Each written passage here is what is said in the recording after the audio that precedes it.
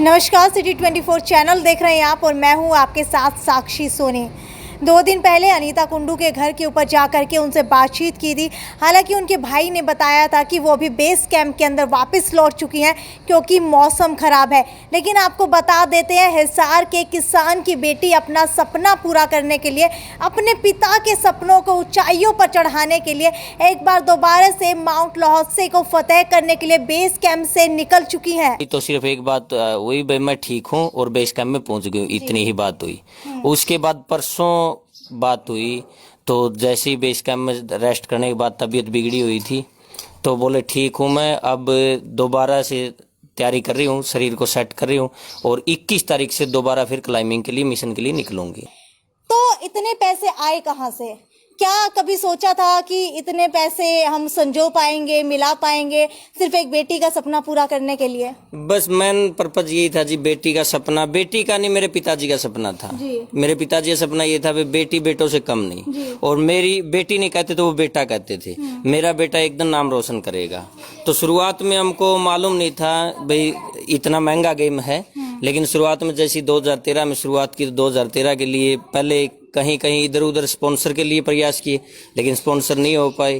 फिर आसपास से कहीं जानकार से कहीं कहीं से पैसा उठा के फिर किया। उसके बाद ये थी भाई हाँ, शुरुआत में जैसे करेंगी और गेम में जैसे स्पॉन्सर कर देती कंपनियां बाद में या सरकार।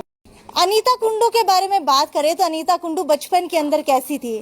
बचपन से ही मेहनती थी जी। देखो शुरुआत में, क्योंकि इनकी स्कूली शिक्षा जो रही है कन्या गुरुकुल खरल जींद से रही है, तो गुरुकुल का माहौल आपको पता, शुरुआत से ही वो स्ट्रगल करना सिखाते हैं। मौसम इतना खराब था कि 2 पर्वतारोही को अपनी जान तक गंवानी पड़ी थी।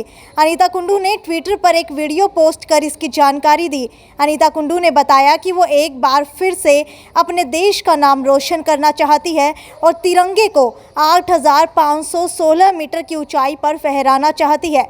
इसी जोश और जुनून के साथ वो फिर से माउंट लोहसे की चढ़ाई शुरू करेंगी। अगर मौसम ने साथ दिया तो इस बार वो अपने मिशन में ज़रूर सफल होंगी।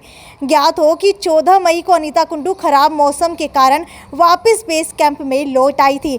अनीता कुंडू माउंट लोहसे के बहुत करीब पहुंच गई थी, पर अचानक हुए खराब मौसम ने उनका रास्ता रोक लिया था, उन्हें पीछे हटने के लिए मजबूर कर दिया था।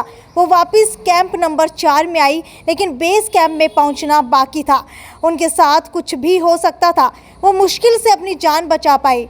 जब मौसम खराब हुआ, अनीता 8,200 मीटर पर थी। अनीता कुंडू 12 साल से पर्वतारोहण के साहसिक खेल को खेल रही हैं। उन्होंने हिंदुस्तान की अनेक चोटियों को फतेह करते हुए दुनिया के सबसे ऊंची चोटी माउंट एवरेस्ट को कुल 2 बार फतेह किया है। वो नेपाल और चीन दोनों ही रास्तों से माउंट एवरेस्ट को फतेह करने वाली हिंदुस्तान की पहली बेटी बनी। उन्होंने सभी महाद्वीपों के ऊंचे शिखरों को भी फतेह किया है।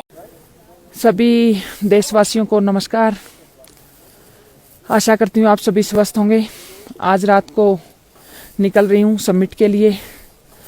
वेदर ने साथ दिया, स्वास्थ्य ने साथ दिया, तो कोशिश है कि 24 तारीख को अपने देश की आन-बान शान तिरंगा माउंट लोत्से पर लहराने में कामयाब रहूं।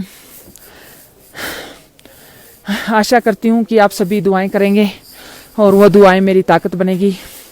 आप सभी का सहयोग और साथ मेरे साथ ऐसा ही बना रहे। आपकी अपनी बेटी। जय हिंद, जय भारत। पूरे देश भर की दुआएं पर्वतारोही अनीता कुंडू के साथ हैं।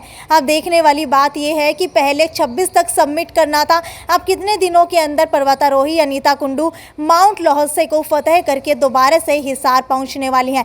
ये थी साक्षी सोनी की रिपोर्ट, सिटी 24 चैनल हिसार।